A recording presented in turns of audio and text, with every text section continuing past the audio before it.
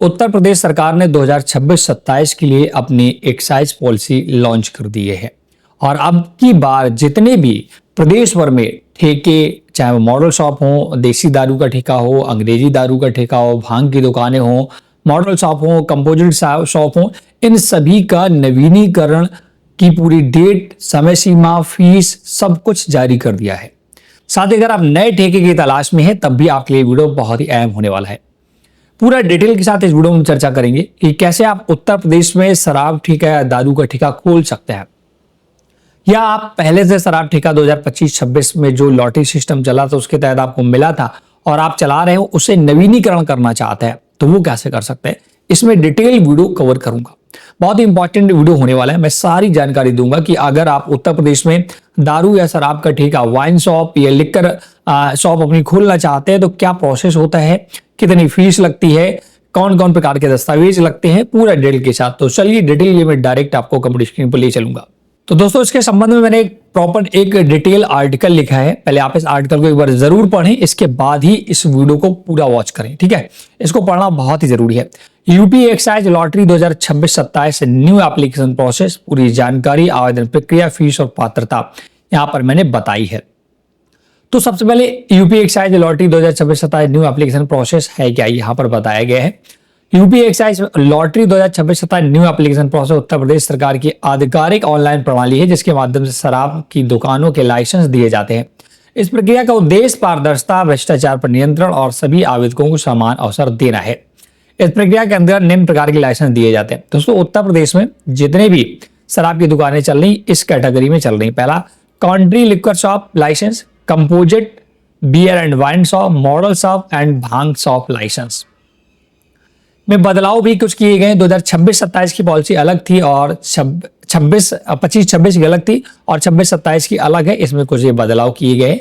ई lottery system जारी होगा, आवेदन प्रक्रिया की पूरी तरह ऑनलाइन होगा। छोटे पैक 100 ml की शुरुआत की जाएगी। लाइसेंस फीस में हल्का संशोधन हुआ है, अधिकतम 2 दुकानों तक ही सीमा रखी गई है।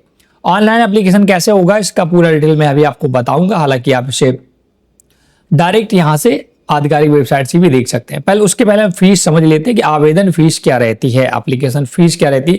जब आप लॉटरी सिस्टम में भाग लेते हैं तो कितनी फीस लगती है। जो कंट्री लिक्वर शॉप है उसके लिए आपको 40 से 65 हजार रुपए की फीस देनी होती है सरकार को। कंपोजिट शॉप के लिए 55 से 90 हजार।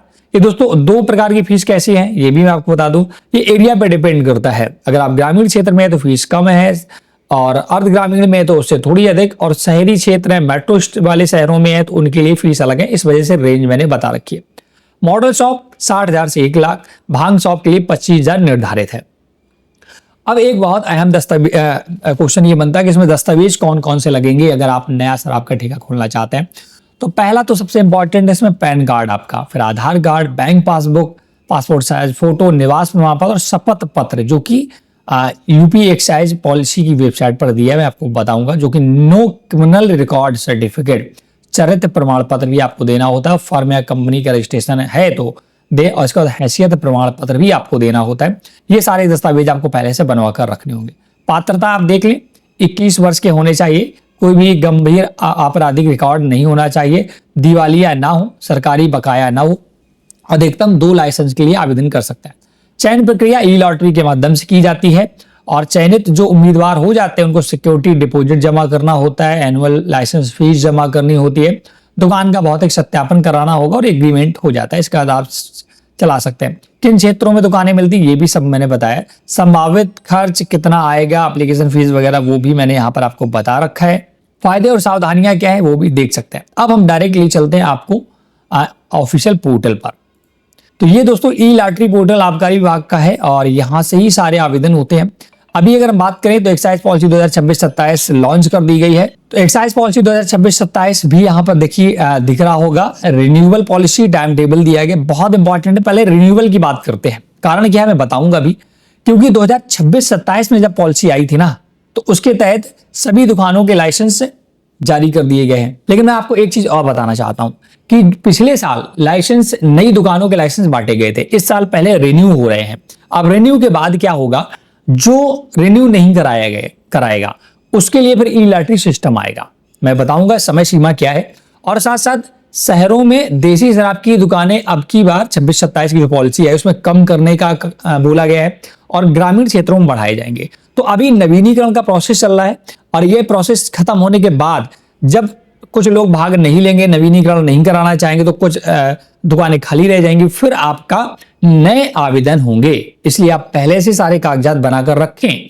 तो नवीनीकरण की जो तारीख है वो 18 तारीख से 23 तारीख के बीच नवीनीकरण के लिए आवेदन होंगे ऑनलाइन। इसी 18 की बात कर रहा हूं, फरवरी में 18 फरवरी से लेकर के 23 फरवरी तक आवेदन होंगे। इसी के बीच में फीस जमा हो जाएगी और इसके बाद 24 फरवरी को अगर कोई ऑनलाइन फीस नहीं जमा कर पाता है तो 24 फरवरी को आबकारी विभाग में अपने जिले की जाकर के वहां फीस जमा कर सकता है। इसके बाद 3 दिनों का समय मिलेगा, उसमें पूरा आबकारी विभाग ये सुनिश्चित करेगा किसको ये नवीनीकरण होना है, किन लोगों ने आवेदन किया है उनको सुनिश्चित करेंगे और लगभग 6 तारीख तक 6 मार्च होली के बाद तक ये कंफर्म हो जाएगा, हाँ इन लोगों ने नवीनीकरण किया। अब कुछ ऐसी दुकानें हैं जो रह जाएंगी, नवीनीकरण लोग नहीं कराना चाहते हैं, तो उस केस में दोस्तों 7 मार्च 2026 से स्टार्ट होगा। जिनके आवेदन मतलब नवीनीकरण नहीं हो पाए उनको नए लोगों को आवंटित करने की प्रक्रिया शुरू होगी और इसके बाद आवंटन की प्रक्रिया चलेगी। उसमें नए आवेदन कर पाएंगे, ई लॉटरी सिस्टम होगा, वो मैं सब बताऊंगा भी। और मैं आपको पहले कुछ चीज और दिखाना चाहता हूं दोस्तों। हर एक जिले के आबकारी विभाग की पॉलिसी अलग होती है। तो मैं देखिए मैं आ चुका हूं कानपुर देहात की आबकारी विभाग की ऑफिशियल पोर्टल पर और यहाँ पर 27/2/2026 को कुछ यहाँ पर देखिएगा चीजें लॉन्च मतलब की जारी की गई PDF आप देख सकते हैं। इस PDF में पूरा डिटेल दिया है कि किन किन दुकानों का नवीनीकरण होना है, उनकी फीस क्या है नवीनीकरण की, वो सब कुछ यहाँ निर्धारित किया गया है। ये भी 2 PDF है, आप देख सकते हैं। इसी प्रकार के दोस्तों मैंने मेरठ की भी मेरठ जिला है ना, मेरठ का भी मैंने यहाँ पर दोस्तों जिला ये मेरठ देखिएगा, ये भी 2026-27 की 15/2/2026 को PDF लॉन्च किया गया। यहाँ पर भी मेरठ आबकारी विभाग ने पूरा डिटेल दिया है, नवीनीकरण की प्रोसेस और फीस, सारी दुकानों के नाम वगैरह, कहाँ पर नवीनीकरण होना पूरा। तो आपको और डिटेल चाहिए नवीनीकरण से संबंधित तो आप अपने जिले की वेबसाइट पर संपर्क करें और या तो आप अपने जिले में जाकर ही डायरेक्ट कलेक्टर ऑफिस में पता कर सकते हैं सारी प्रक्रिया। बाद बाकी सारा ऑनलाइन अब होता है, तो आप अपने जिले के आबकारी विभाग पर जाकर सारा डिटेल समझ ले। ये नवीनीकरण की प्रक्रिया बताई गई है। और मेरठ की बात करूं तो 7 मार्च 2026 से जो नवीनीकरण दुकानें नहीं हो पाएंगी उनका नया आवेदन शुरू हो जाएगा। तो दोस्तों नवीनीकरण की प्रोसेस बहुत लंबा प्रोसेस है। 54 पेज का दोस्तों यूपी एक्साइज पॉलिसी लॉन्च हुई है 2026-27 के लिए, तो आप उसे पढ़ सकते हैं। मैं उसका लिंक वगैरह दे दिया हूं, बट मैं मोटा मोटी बता दूं कि नवीनीकरण दोस्तों 18 फरवरी 2026 से स्टार्ट हो रहा है, 23 फरवरी 2026 तक चलेगा। इसके बाद आवंटन होंगे जो कि आबकारी विभाग करेगा। इसके बाद 4 से 5 दिनों में आवंटन हो जाएंगे और फिर आपको 3 से 4 दिनों का समय मिलेगा फीस जमा करने का। ठीक है, 50% फीस पहले सरकार जमा करवा रही। जो भी फीस हर एक ठेके के लिए हर एक क्षेत्र की अलग अलग फीस है, किसी की 20 लाख है, किसी की 50 लाख है, वो डिपेंड करता है कि वहां पर कितनी बिक्री है। ये सब आप अपने जिले की वेबसाइट पर देख सकते हैं। तो नवीनीकरण होने के बाद जिससे जो दुकानें छूट जाएंगी वो 7 मार्च 2026 से नए लोगों को आवंटन करने के लिए सरकार देगी। उसमें भी ई लॉटरी सिस्टम के माध्यम से होगा, आवेदन करना होगा और ई लॉटरी सिस्टम से जैसे भी दुकानें मिल जाएंगी वो फिर अपना प्रोसेसिंग फीस जमा करेगा और इसके बाद जो उसकी फीस होगी, वार्षिक फीस, वो सब जमा करता है। तो इस प्रकार से पूरा प्रोसेस होता है। तो मेन मुद्दा ये था कि इंपॉर्टेंट दस्तावेज क्या है अगर आप नवीनीकरण में भाग लेना चाहते हैं। अभी तो नवीनीकरण की प्रक्रिया चल रही है, आप नवीनीकरण करा लें अगर आप पहले से ठेका चला रहे हैं। लेकिन अगर आप नया ठेका लेना चाहते हैं तो अभी आप नवीनीकरण की प्रक्रिया हो जाने दीजिएगा, फिर वेट करिएगा, तब तक अपने डॉक्यूमेंट्स वगैरह सब क्लियर करा लीजिएगा। और जैसा नवीनीकरण हो जाएगा इसके बाद जितनी दुकानें बचेंगी वो प्लस अगर सरकार कुछ और नई दुकानें खोलना चाहती है, जैसे कि उन्होंने एक्साइज पॉलिसी 2026-27 में बताया है कि ग्रामीण क्षेत्र में नई दुकानें खोली जाएंगी और शहरों में देसी शराब की दुकानें कम की जाएंगी। ठीक है, तो वो सारा डिटेल और आएगा। तो आप या तो 56 पेज का जो PDF है ना उस पर आप देख सकते हैं, वहां पर डिटेल जानकारी दी गई है। मैंने आप एक ओवरव्यू बता दिया है। फिर भी आपके मन में कोई क्वेश्चन हैं तो आप हमें कमेंट करके बता सकते हैं, मैं आपकी हेल्प कर दूंगा। हालांकि मैंने 56 पेज का पूरा PDF तो नहीं पढ़ा है, बट मोटा मोटी मैंने पढ़ा है। और जो लॉटरी सिस्टम में जब भाग लेते हैं ना उसमें जो फीस जमा होती है तो वो नॉन रिफंडेबल होती है। इसका विशेष ध्यान रखिएगा। आप अगर 2 दुकानों के लिए अप्लाई कर रहे हैं एक पैन कार्ड से तो अगर 40,000 रुपये, क्योंकि गांव में लगभग 40,000 रुपये प्रोसेसिंग फीस रखी सरकार ने, डिपेंड करता है वो एरिया पर और वहाँ पर क्या आपकी कितनी बिक्री हो रही है, उस हिसाब से फीस तय करती है सरकार। तो वो 40,000 रुपये आपके वापस नहीं मिलेंगे अगर आपको लॉटरी में शराब ठेका, दारू ठेका मिले या ना मिले। मिल जाता तो वो एडजस्ट हो जाता है 40,000, नहीं मिलता तो 40,000 आपके पानी में चले जाते हैं। इसका विशेष ध्यान रखिएगा।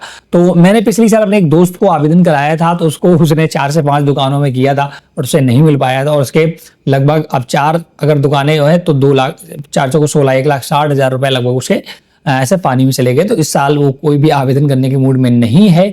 और इसकी रियलिटी वगैरह और भी आप PDF से समझ सकते हैं, या कोई जो ठेका चला रहा है उससे जान सकता है, या अगर आप मुझसे और डिटेल चाहते हैं तो आप हमें इंस्टाग्राम पर भी कांटेक्ट कर सकते हैं और फॉलो कर सकते हैं। मैं वहाँ पर और भी डिटेल आपको दे दूंगा, बट उसके लिए कुछ आपको शुल्क वगैरह देना होगा।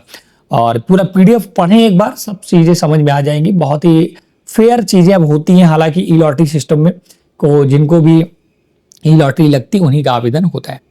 तो इसमें अगर आप इन्वेस्ट करने की सोच रहे हैं, ये बिजनेस करने की सोच रहे हैं, तो काफ़ी मोटा पैसा चाहिए। अब दोस्तों वो जमाने चले गए कि पहले नॉर्मल तरीके से पैसा मिलता था। अब ई लॉटरी लगती है, फिर इसके बाद बहुत लंबी चौड़ी फीस जमा होती है। 60,000, 70,000, 80,000, हज़ार नहीं सॉरी लाख की बात कर रहा हूँ, 60 लाख, 70 लाख, 80 लाख। वो डिपेंड करता है कि दुकान आपकी कहाँ पर है। मॉडल शॉप ले रहे हैं, कंपोजिट शॉप ले रहे हैं, देसी शराब की दुकान ले रहे हैं, अंग्रेजी शराब की ले रहे हैं, भांग ले रहे हैं, भांग की दुकान, इन सब पर डिपेंड करता है। वो सारी फीस PDF में इंक्लूड है।